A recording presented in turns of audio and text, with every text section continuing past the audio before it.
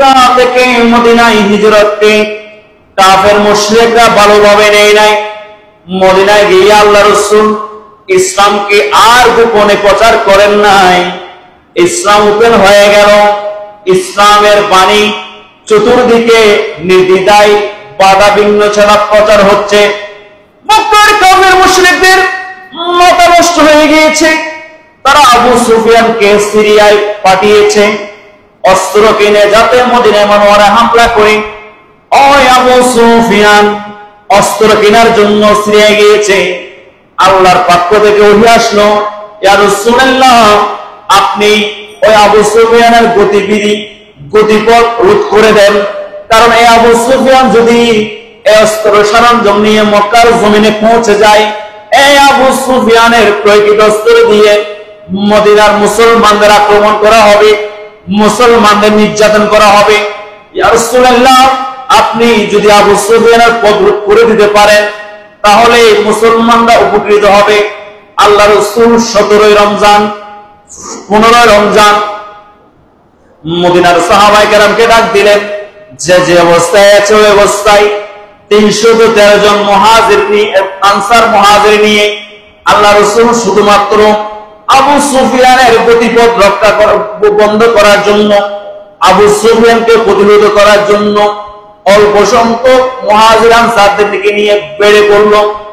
আর এদিকে আবু সুফিয়ানের কাছে একজন গুপ্তচর খবর দিয়েছে, এই আবু সুফিয়ান, আপনি যদি মদিনার পথ ধরে যদি মক্কায় যান তাহলে মুহাম্মদ রাসূলুল্লাহ হাজার হাজার সৈন্যবাহিনী নিয়ে আপনাকে হামলা করবে, আপনাকে নিহত করবে।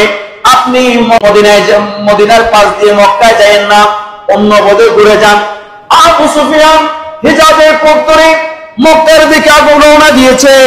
উচ্চ মূল্য একজন বার্তাবাহক নিয়ে করেছে, যার নাম ছিল জমজম ইবনে আমর গিফারি।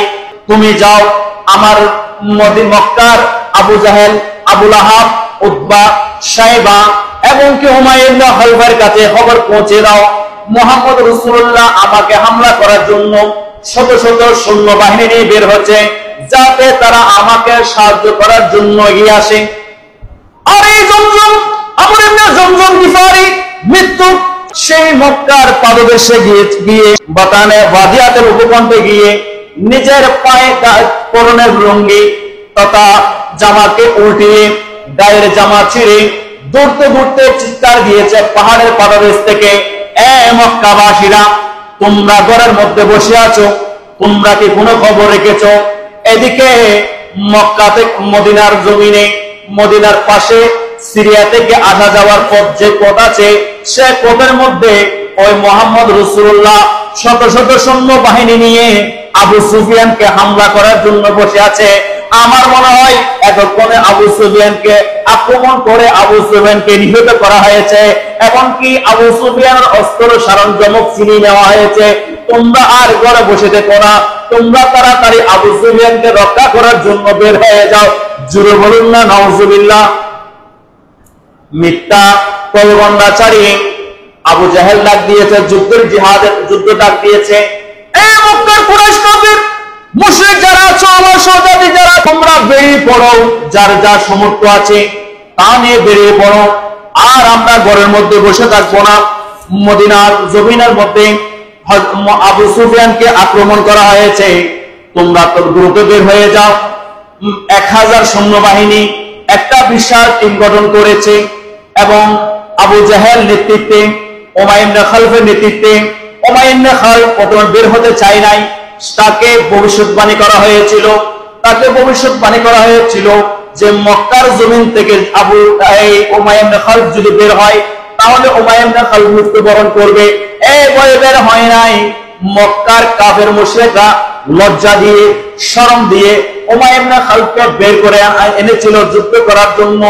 তারা যুদ্ধের প্রস্তুতি নিয়ে যখন মক্কায় যখন বদরের প্রান্ত বুঝ হয়ে গেল, এদিকে আল্লাহ রাসূলের কাছে খবর এসেছে আবু সুফিয়ান আর মদিনার পথ দিয়ে বের হয় নাই, আসে নাই, হিজাজের পথ দিয়ে মক্কা চলে গিয়েছে। আর এদিকে কাফের মুশরিকদের কাছে খবর এসেছে মদিনার জমিনে, মদিনার পার্শ্ববর্তী রাস্তায় আবু সুফিয়ানকে আটক করেছে, হত্যা করা হয়েছে, আবু সুফিয়ানকে বন্দী করা হয়েছে, নানা রকম বিভিন্ন রকম বিভ্রান্তি কথা ছড়িয়েছে। আর এদিকে কাফের মুশরিকরা বদরে অন্তর্ভুক্ত হয়েছে মুসলমানদের সঙ্গে যুদ্ধ করার জন্য। আল্লাহর পক্ষ থেকে বলে আসলো, ইয়া রাসূলুল্লাহ, আপনি আর পিছে যায়েন না, আপনি যেহেতু বের হয়ে পড়েছেন, আপনি যুদ্ধের জন্য, ইসলামের বিজয়ের জন্য আপনি সামনের দিকে অগ্রসর হন, আল্লাহ আপনাকে বিজয় দান করবেন। জোরে বলুন না সুবহানাল্লাহ। তাইলে